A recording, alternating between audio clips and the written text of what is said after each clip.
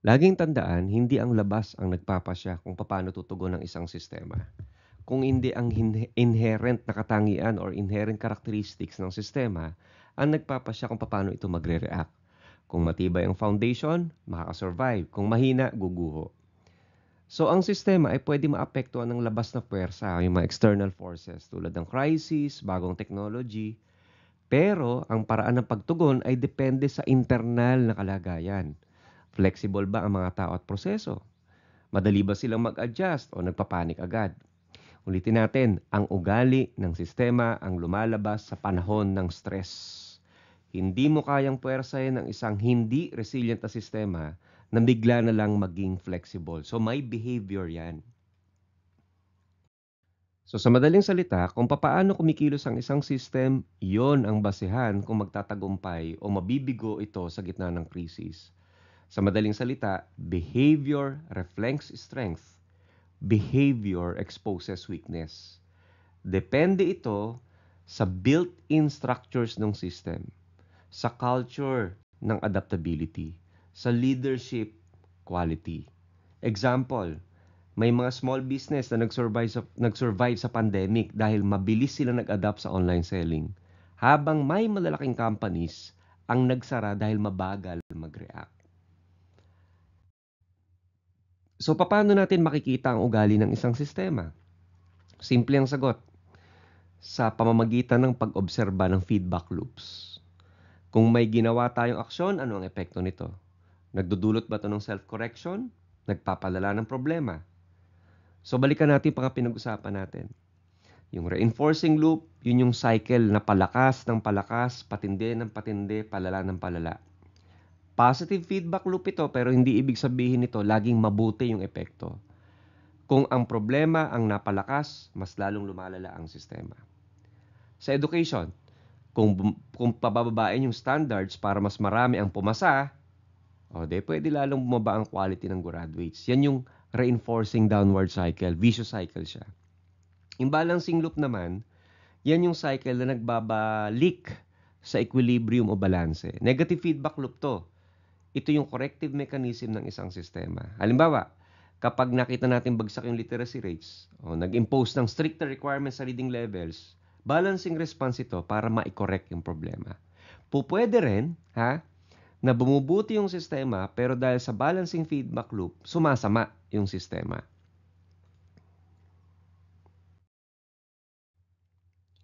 Kaya ang pwede siguro nating tanungin, kung bang dadagdagan ng pera, solve ang problema?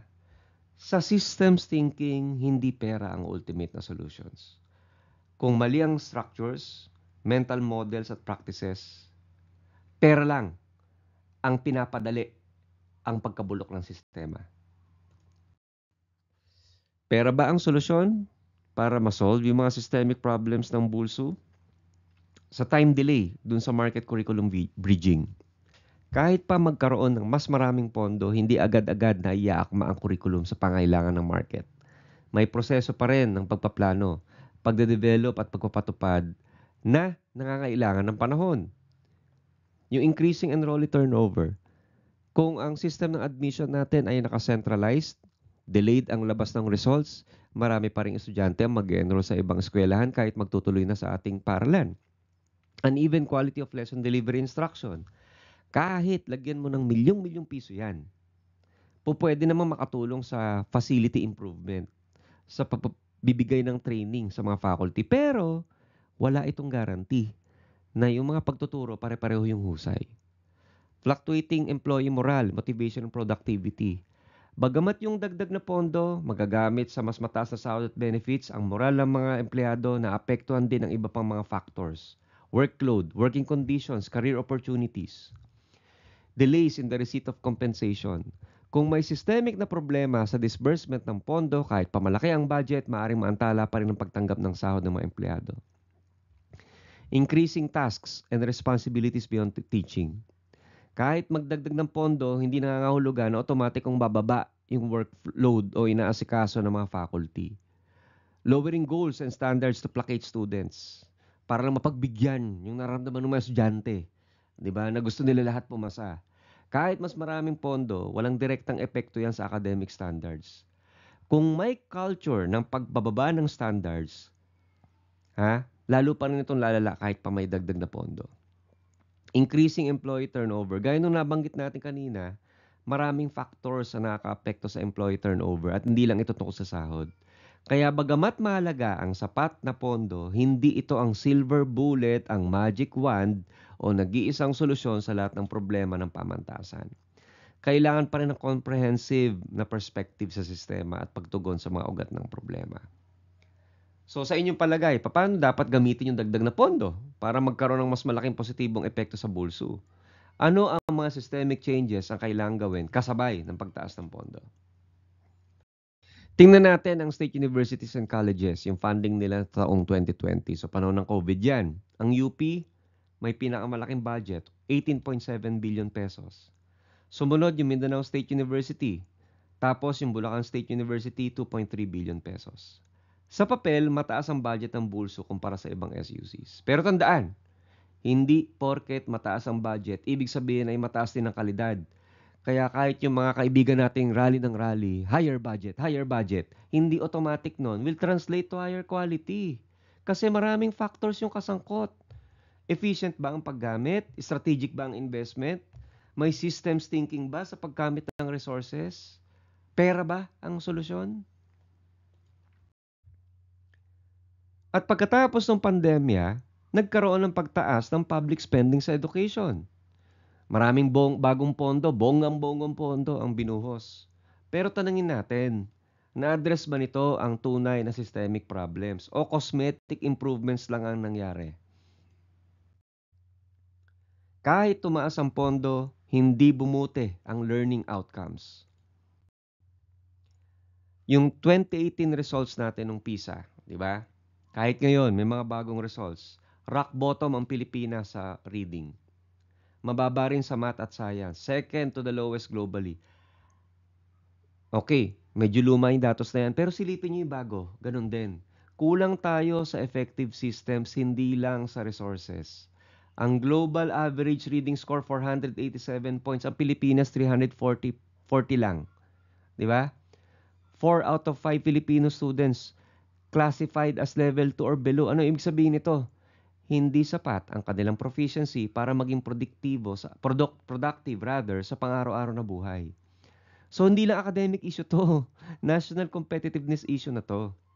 Sa systems thinking, nakikita natin kung ang foundational literacy ay mahina, apektado lahat, employment, innovation, governance. Kung puro level 2 ang students natin, paano sila magiging competitive employees? Effective citizens. Yan yung causal chain of literacy rather.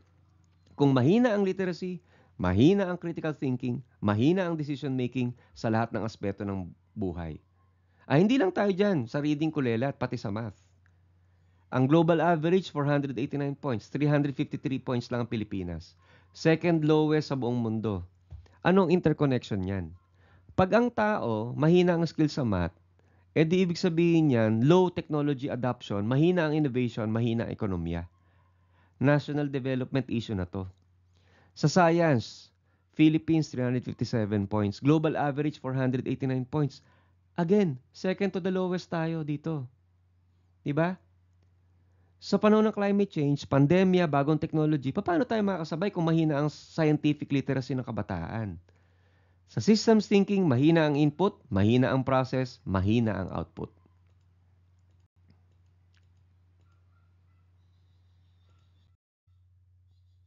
So kung ang tanong, kaya bang ayusin ng pera ang low quality instruction?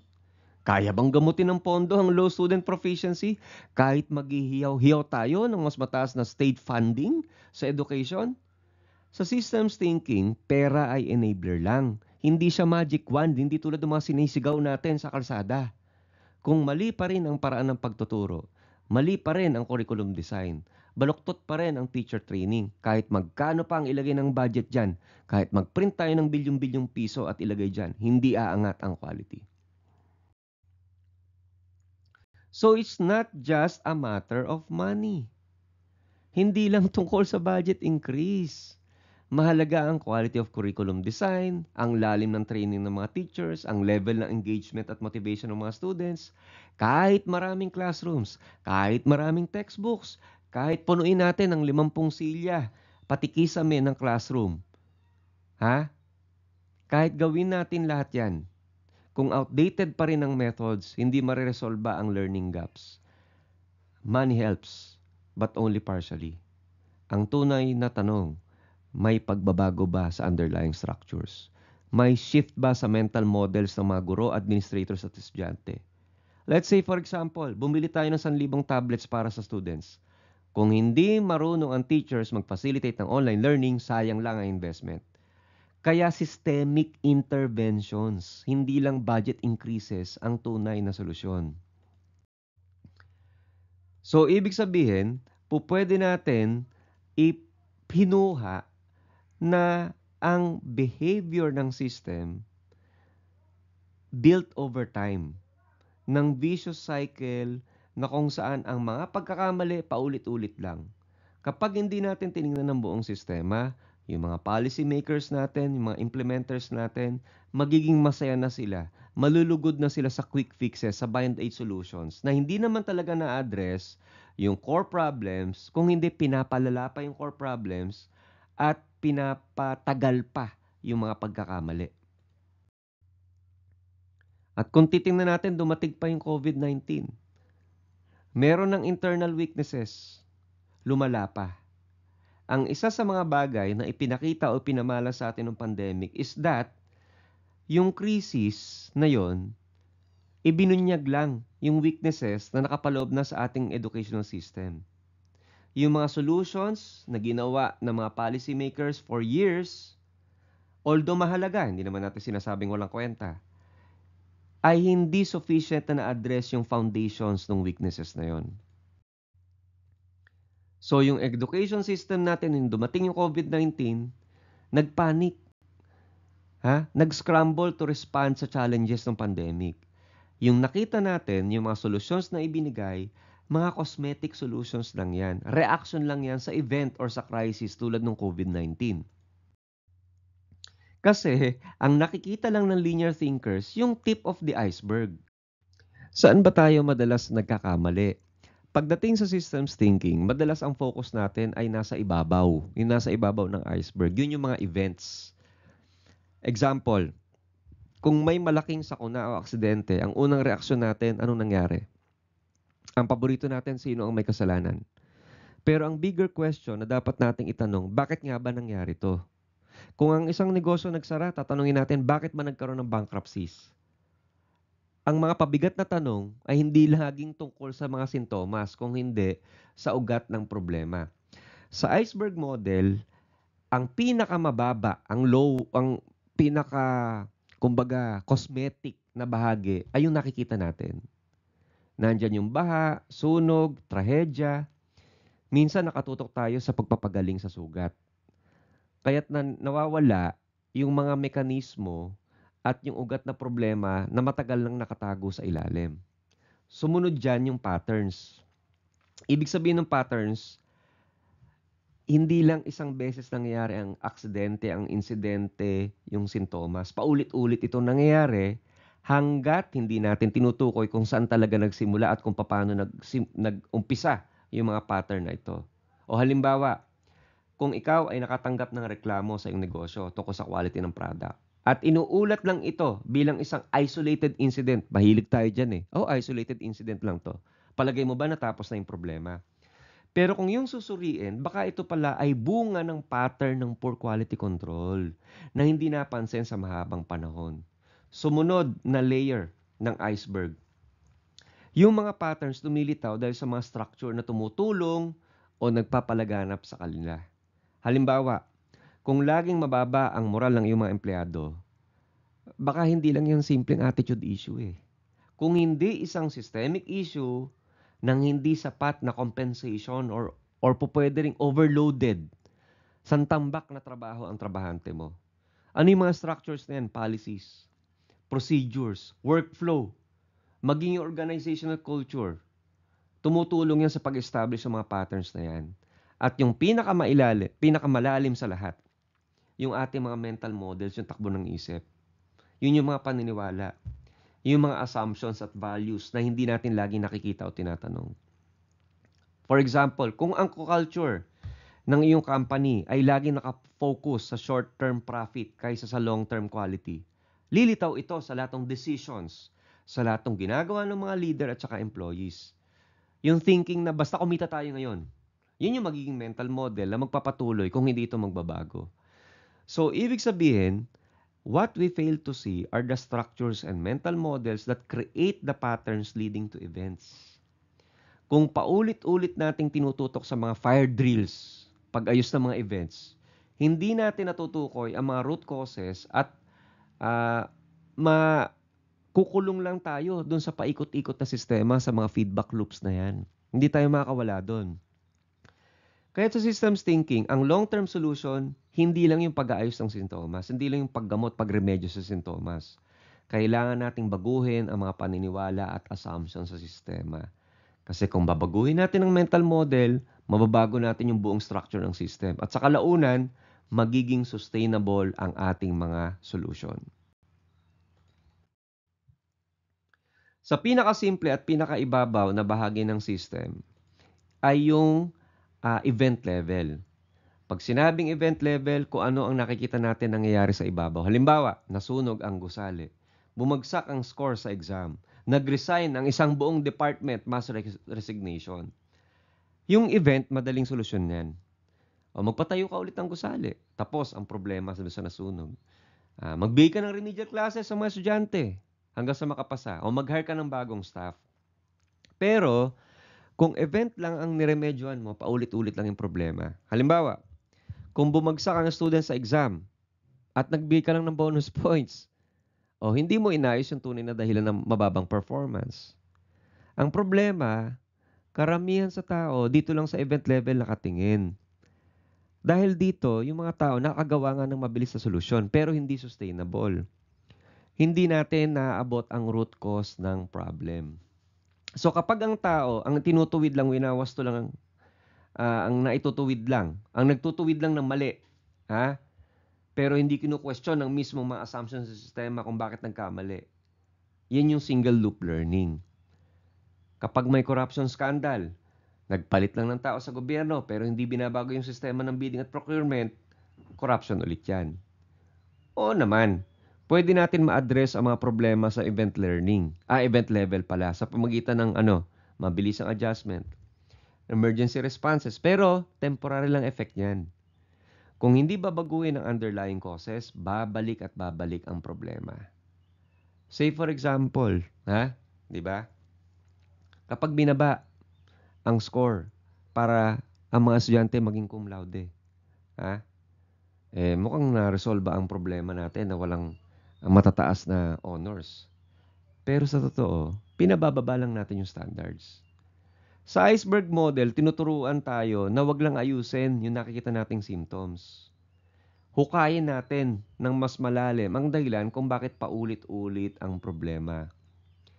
Huwag tayong magpakulong sa mga proseso kung saan hindi lang action ang binabago, kundi pati ang underlying assumptions, values, at policies. Kung titingin tayo sa pattern level, nakikita natin yung mga paulit-ulit na pangyayari. Hindi lang isang sunog kung hindi sunod-sunod na sunog sa iba't ibang gusali. Hindi lang isang beses mababa ang score kundi taon-taon. Kapag nakita natin yung pattern, ibig sabihin may malalim ng structure or istruktura na nagpapalakas sa problema, nagpapalala sa problema. Halimbawa, taon-taon, bahado sa lugar na yan kahit may mga bagong drainage projects. Ibig sabihin, hindi lang infrastructure ang problema, kung hindi yung urban planning o yung pagpaplano mismo ng city. Madalas, hindi obvious ang pattern. So, ano kailangan gawin? Tingnan yung datos. Obserbahan yung trends over time. Kapag nakita na yung pattern, ang susunod na tanong, bakit nga ba paulit-ulit? O hindi sapat na tugunan lang ang bawat event. Kailangan nating baguhin ang systemic source ng pattern. Kaya ngayon, palalimin pa natin. Di ba? Magpalalim pa tayo. Structure level. Ano ba yung structure level na yan? Yun yung mga rules, mga procedure, mga relationships at hindi ito visible sa araw-araw. Pero yan ang nagdidikta ng flow ng behavior ng system. Halimbawa sa education, kung ang grading system natin ay nakafocus lang sa pagiging kabisote o memorization, kahit anong galing ng teacher, magpa-pattern pa rin yan sa rote learning ng mga estudyante. Dito papasok yung question na, ano nga ba talaga ang nagpapalakas o nagpapanatili sa pattern na to? Sa systems thinking, hindi sapat ang tanong na sino may kasalanan. Ang mas mahalagang tanong, anong structure, anong rules, anong procedures, anong relationships ang nagpo-produce ng ganyang result. O gamitin natin tong simpleng analogy. Let's say for example, nagkaroon ka ng sipon. Bakit ka nagkaroon ng sipon? 'Di ba? Pwedeng dahil mataas ang stress sa trabaho. Systemic structure 'yan sa workplace. Or hindi accessible ang healthy food. Economic structure 'yan. Or merong culture ng overwork. Social structure 'yan. So hindi lang virus ang problema, pati na rin ang mga structures na nagpapahina sa ating resistensya. Yung mga structures na yan, kinapapalooban ng organizations, schools, hospitals, governments, companies, policies, mga batas, mga protocols, rituals, mga habitual behaviors na ginagawa ng hindi na iniisip kung epektibo pa ba o hindi. Example, sa isang company, tuwing Monday may meeting. Hindi naman malinaw yung agenda. Basta't ginagawa na lang dahil tradisyon na, kahit na hindi productive. So palalimin pa natin. Tingnan natin yung pinakamalalim na iceberg model. Ang pinakamalalim is yung mental model level. Ito yung mga paniniwala, mga beliefs, at saka mga assumptions, hinuha natin, at saka yung mga values, yung ating mga pinapahalagahan. Hindi natin madalas namamalayan, pero ito ang nagdidikta ng itsura, ng kabuuan, ng balangkas ng structures. Ang mga tao ay hindi kumikilos batay sa kanilang interpretasyon. Ang mga tao rather ay kumikilos batay sa kanilang interpretation ng reality, hindi sa reality mismo. Halimbawa, kung ang mental model ng isang school, basta pumasa ang bata, okay na, kahit anong training ang gawin natin, babagsak pa rin ang standards. Paano ngayon sila nag-uugnay? Mental models create structures. Structures cause patterns. Patterns cause event. So sa madaling salita, hindi isolated ang problem. Hindi isolated. Kung gusto natin ang tunay na pagbabago, kailangan baguhin ang mental models, hindi lang ang events. So, paano gagawin ito sa ating eskwelahan? Sige, subukan natin.